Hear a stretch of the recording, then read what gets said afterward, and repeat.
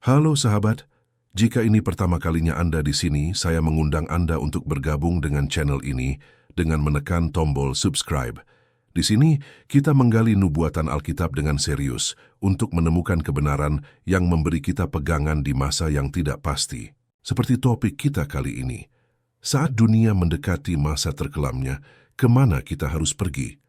Sahabat, bayangkan suatu masa di mana Anda mendengar berita yang begitu mengerikan, sehingga satu-satunya respons yang masuk akal adalah lari. Tidak berkemas, tidak bernegosiasi, tapi lari. Inilah tepatnya yang Yesus perintahkan kepada para pengikutnya saat mereka menanyakan tanda akhir zaman. Dalam Matius 24:16, kata-katanya gamblang dan tidak bisa ditawar. Dan orang-orang yang di Yudea harus melarikan diri ke pegunungan. Ini bukan nasihat umum untuk pergi berlibur atau mencari ketenangan. Ini adalah perintah evakuasi darurat, dan perintah ini aktif pada detik tertentu. Saat pembinasa keji berdiri di tempat kudus, peristiwa ini yang dinubuatkan Nabi Daniel adalah titik puncak ketika penguasa dunia yang dikenal sebagai Antikristus melanggar perjanjian, menghentikan ibadah di Bait Allah, dan mendirikan patungnya sendiri untuk disembah. Saat itulah, sebuah jam hitung mundur dimulai. 12:60 hari tersisa. Mengapa Yesus begitu mendesak? Lihatlah lanjutan perkataannya.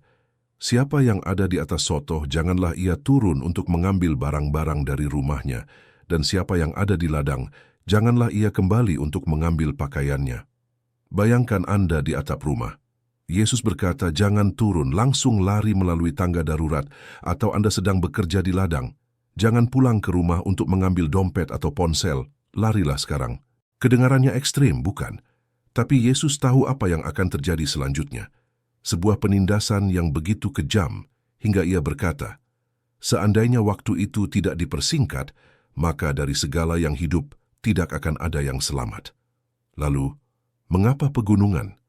Secara praktis, pegunungan adalah benteng alam.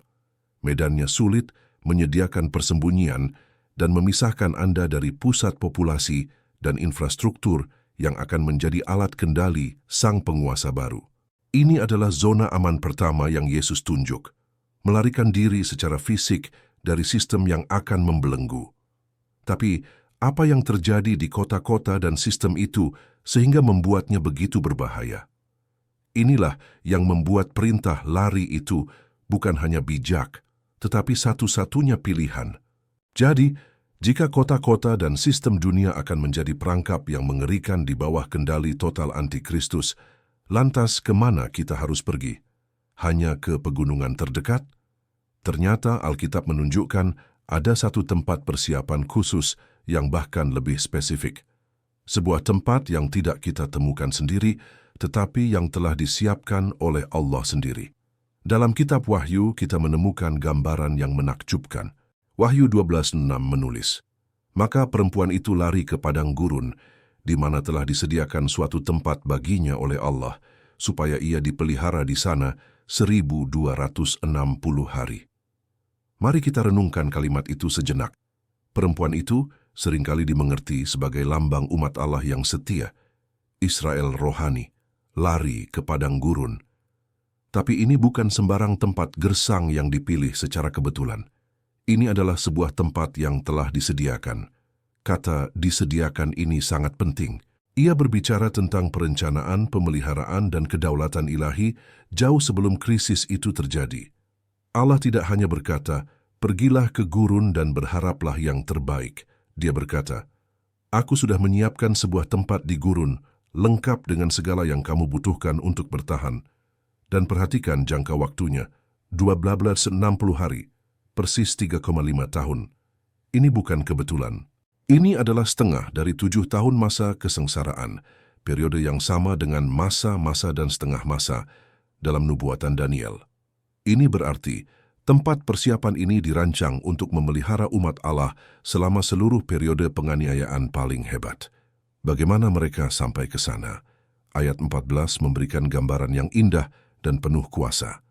Kepada perempuan itu diberikan kedua sayap dari burung nasar yang besar, supaya ia terbang ke tempatnya di padang gurun, di mana ia dipelihara. sayap burung nasar adalah simbol Alkitab yang kuat untuk penyelamatan ajaib oleh Allah. Ingat bagaimana Tuhan berkata kepada Israel dalam Keluaran 19:4, "Kamu telah melihat apa yang kulakukan kepada orang Mesir dan bagaimana aku telah mendukung kamu di atas sayap Raja Wali." Ini adalah janji tentang intervensi ilahi. Bisa jadi ini adalah perlindungan supranatural yang memampukan pelarian yang mustahil atau penyediaan jalan dan kesempatan yang luar biasa. Intinya adalah Allah tidak hanya menyuruh kita lari, Dia juga memampukan pelarian itu. Dia yang menyediakan jalan keluar. Lalu, di manakah tempat persiapan ini? Alkitab memberi kita beberapa petunjuk geografis. Tempat itu harus dapat diakses dari Yudea, tempat perintah lari diberikan. Harus merupakan daerah gurun yang dapat memelihara kehidupan dan memiliki bentukan alam yang bisa menjadi perlindungan. Banyak ahli nubuatan melihat kecocokan dengan wilayah seperti Petra di Yordania. Sebuah kota yang diukir di bebatuan dengan jalan masuk yang sempit, sumber air alami, dan pertahanan alam yang luar biasa. Ini hanyalah satu kemungkinan, tetapi yang jelas menggambarkan jenis tempat perlindungan yang Allah sediakan, sebuah benteng alam yang tersembunyi. Jadi kita memiliki dua zona aman, pegunungan sebagai perintah evakuasi segera dan padang gurun yang disiapkan sebagai tujuan akhir dengan pemeliharaan ilahi. Namun, sebuah pertanyaan besar muncul. Bagaimana dengan mereka yang tidak sempat lari? Mereka yang terjebak, ditangkap, atau berada di tempat yang salah pada waktu yang salah. Apakah mereka ditinggalkan? Ternyata tidak. Dan inilah kebenaran yang paling menghibur dan menguatkan. Itulah pertanyaan yang menghantui, bukan? Bagaimana dengan mereka yang terbangun dan sudah terlambat? Yang berada di pusat kota ketika semua sistem pengawasan dikunci? Yang sakit, lemah, atau terpenjara? Apakah peta keselamatan dari Tuhan hanya untuk yang kuat dan cepat? Inilah keindahan yang luar biasa dari rencana Tuhan. Dia tidak pernah hanya menyediakan satu jalan. Karena Dia memahami setiap keadaan manusia, Dia menyediakan sebuah zona aman yang tidak bergantung pada lokasi geografis, tetapi pada keteguhan hati. Zona aman ketiga ini bukan sebuah tempat di peta, melainkan sebuah posisi dalam jiwa, ketekunan yang setia, bahkan hingga titik kematian. Bagi mereka yang tidak dapat melarikan diri secara fisik, pilihannya akan berakhir pada sebuah ultimatum yang mengerikan, terima tandanya atau mati.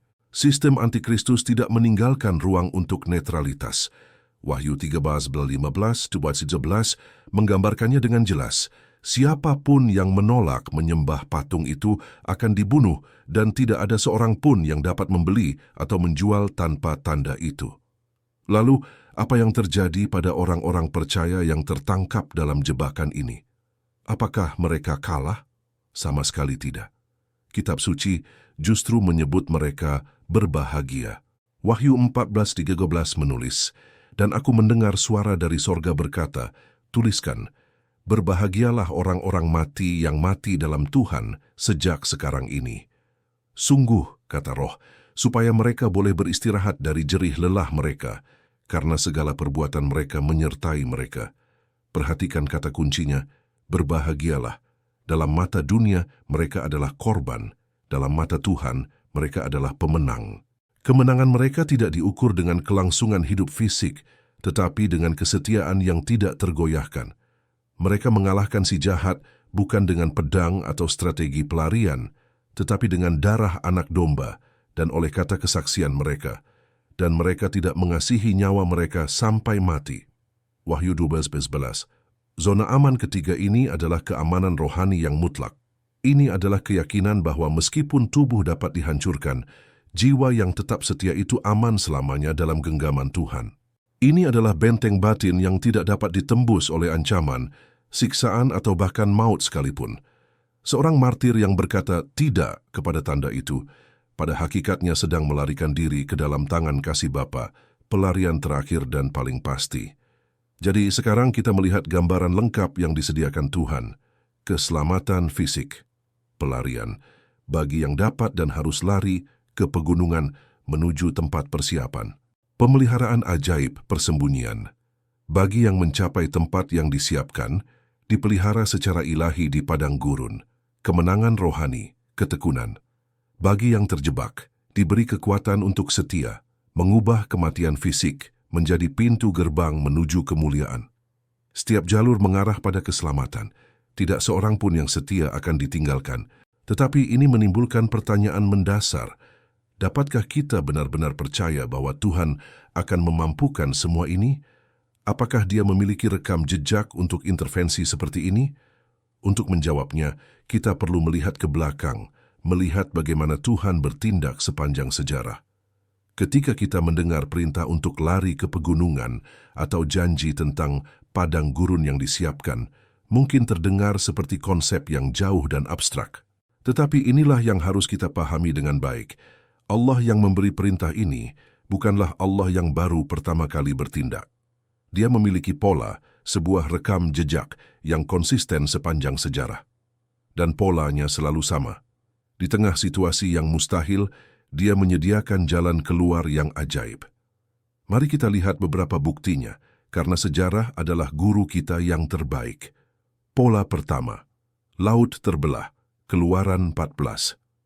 Bayangkan situasi umat Israel. Mereka terjebak. Di belakang mereka, pasukan Mesir dengan kereta perang terbaiknya mendekat dengan cepat. Di depan mereka hanya hamparan luas Laut Merah yang tak tertembus.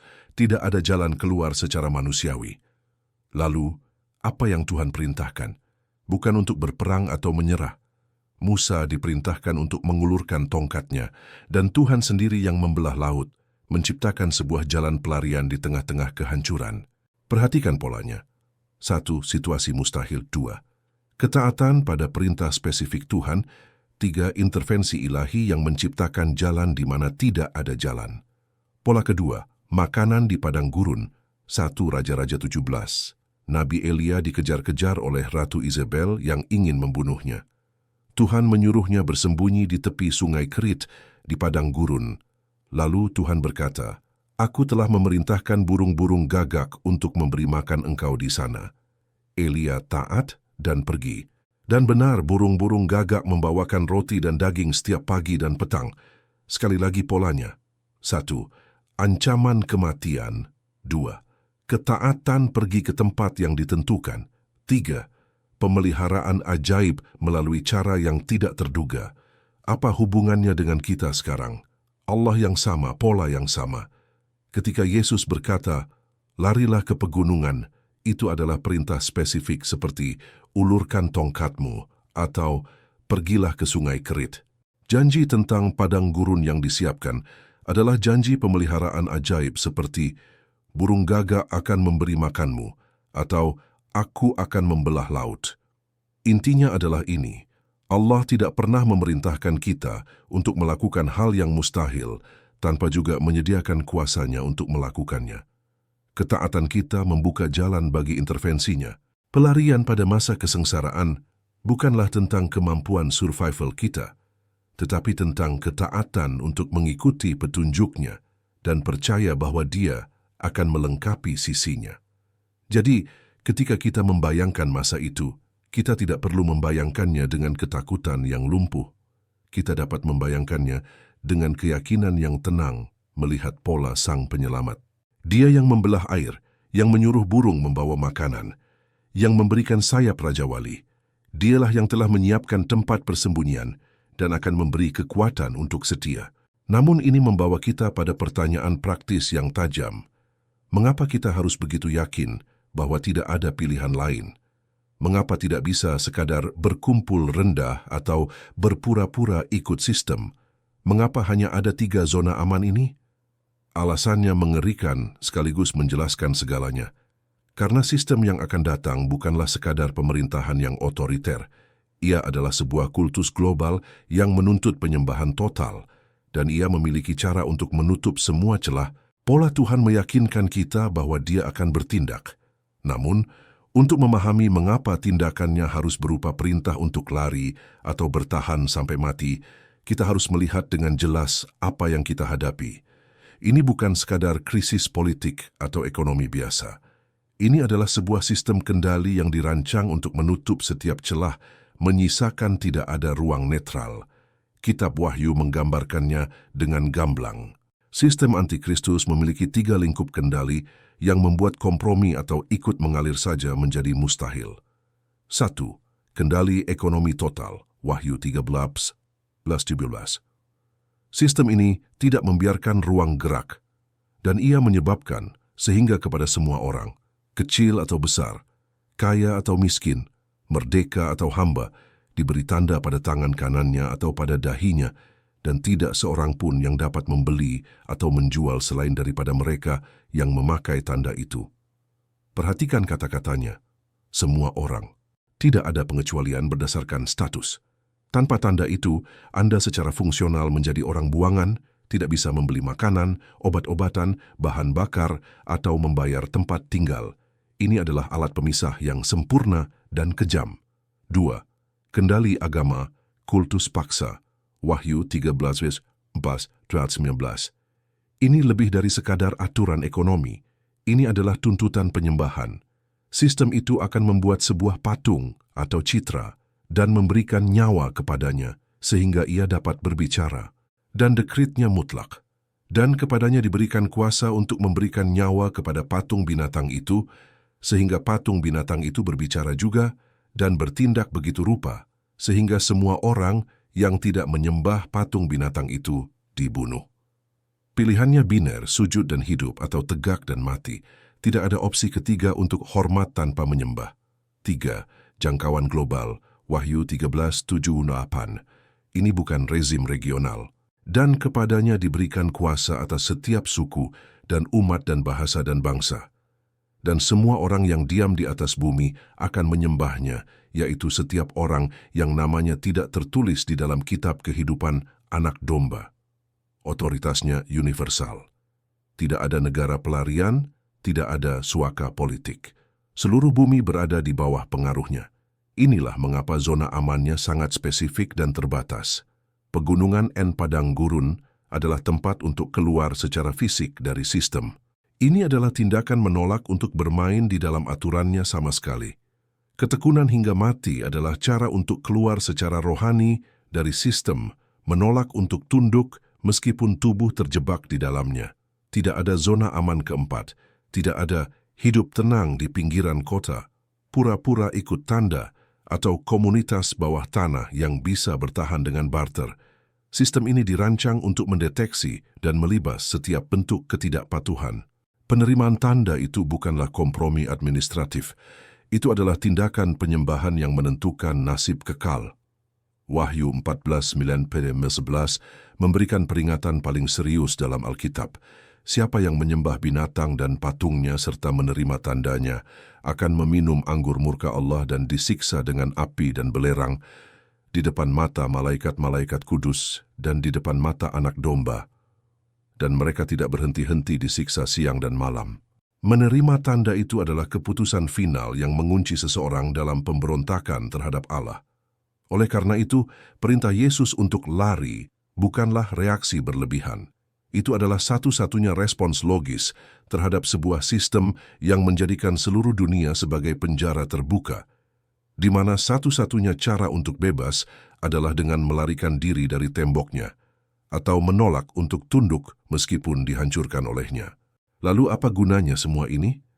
Apakah ini hanya tentang bertahan hidup dengan ketakutan?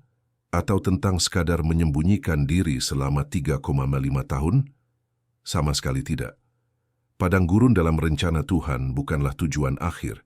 Ia memiliki sebuah tujuan yang indah dan mulia, sebuah tujuan pemurnian. Maka inilah gambaran kita, sebuah dunia yang gelap di bawah kendali totaliter, dan umat Allah tersebar dalam 3 tempat perlindungan. Ada yang berlari, ada yang bersembunyi, ada yang berdiri tegak menghadapi maut. Sebuah pertarungan untuk sekadar bertahan hidup. Tapi, saudaraku, izinkan saya membagikan sebuah kebenaran yang mengubah segalanya. Tuhan tidak pernah bermaksud agar padang gurun hanyalah tempat persembunyian. Dalam seluruh Alkitab, padang gurun adalah tempat pertemuan pemurnian dan percakapan hati ke hati. Tuhan berfirman melalui Nabi Hosea 2:14, "Sebab itu, sesungguhnya aku ini akan membujuk dia dan membawa dia ke padang gurun dan berbicara menenangkan hatinya." Lihatlah kata-kata yang digunakan, membujuk, berbicara menenangkan hatinya. Ini adalah bahasa kasih, undangan mesra. Padang gurun itu, yang tampaknya keras dan kosong, justru akan menjadi ruang sunyi di mana suara Tuhan terdengar paling jelas, jauh dari hiruk-pikuk propaganda dunia dan kompromi. Di sanalah ketergantungan mutlak terbentuk. Tidak ada supermarket, tidak ada jaringan listrik negara, tidak ada sistem keamanan sendiri. Hanya ada Tuhan dan umat-Nya. Setiap tetes air, setiap suapan makanan adalah pengingat akan pemeliharaannya yang langsung. Dalam kesunyian itu, iman disuling hingga murni. Identitas sebagai milik Kristus dikukuhkan. Inilah tujuan ilahi. Bukan hanya menyelamatkan nyawa, tetapi menyempurnakan iman. Mereka yang keluar dari padang gurun nanti bukanlah sekelompok pengungsi yang trauma, melainkan sebuah komunitas yang dimurnikan dengan kesetiaan yang teruji seperti emas. Dan inilah yang membuat setiap pengorbanan selama 1260 hari itu bermakna. Itu semua bersifat sementara. Masa itu memiliki akhir yang pasti. Dan pada akhir itu, sebuah peristiwa mengubah segalanya dan membalikkan semua penderitaan itu dalam sekejap. Sang Raja, Yesus Kristus sendiri, kembali. Wahyu 19 menggambarkan kedatangannya dengan kemuliaan yang tak tertandingi. Lalu aku melihat sorga terbuka. Sesungguhnya ada seekor kuda putih, dan ia yang menungganginya bernama Yang Setia dan Yang Benar. Ia menghakimi dan berperang dengan adil. Dan di situnya tertulis suatu nama yang tidak diketahui seorang pun kecuali ia sendiri. Dan pada jubahnya dan pahanya tertulis suatu nama, yaitu Raja segala raja dan Tuan di atas segala tuan. Inilah klimaks dari segala sesuatu. Semua kekuatan antikristus yang dikerahkan untuk berperang di Harmagedon akan dihancurkan hanya dengan firman dari mulutnya, Wahyu 19:15. Binatang dan nabi palsu dilemparkan hidup-hidup ke dalam lautan api, sistem yang begitu perkasa, yang mengancam seluruh dunia, lenyap dalam sekejap di hadapan kemuliaan Anak Domba. Lalu apa yang terjadi pada mereka yang setia, para pelari, para penyembunyi, para martir? Mereka semua bertemu dalam kemenangan yang sama. Wahyu 24 menyatakan, "Dan aku melihat takhta-takhta, dan kepada mereka yang duduk di atasnya, dan aku melihat jiwa-jiwa mereka yang telah dipenggal kepalanya karena kesaksian tentang Yesus. Mereka hidup kembali dan memerintah sebagai raja bersama-sama dengan Kristus untuk masa 1000 tahun. Perhatikanlah, mereka yang lari ke pegunungan akan disambut, mereka yang dipelihara di padang gurun akan dipulihkan, mereka yang mati sebagai martir akan dibangkitkan. Tidak ada dari mereka yang dilupakan, tidak satu pun pengorbanan mereka yang sia-sia. Semuanya berpuncak pada kemuliaan yang sama, hidup dan memerintah bersama Kristus. Oleh karena itu, sahabat, pesan akhir ini bukan tentang ketakutan, tetapi tentang pengharapan yang tak tergoyahkan. Perintah Yesus untuk lari adalah peta jalan keselamatan dari seorang raja yang mengasihi. Tempat persiapan di padang gurun adalah bukti perhatiannya yang mendahului setiap krisis. Kekuatan untuk bertahan hingga mati adalah jaminan kasih karunia-Nya yang cukup untuk setiap keadaan. Masa kesengsaraan akan menjadi ujian terhebat, tetapi ia akan berlalu. Padang gurun itu sementara. Penderitaan itu terbatas, tapi kerajaan yang menyusul dan kemuliaan bersama dengan Raja yang kembali, itu kekal adanya. Inilah akhir dari perjalanan. Setiap jiwa yang berpegang padanya, melalui jalan apapun yang Tuhan sediakan, akan berdiri di dalam terang hari itu dan mengetahui dengan pasti segala sesuatu itu worth it, semuanya tamat.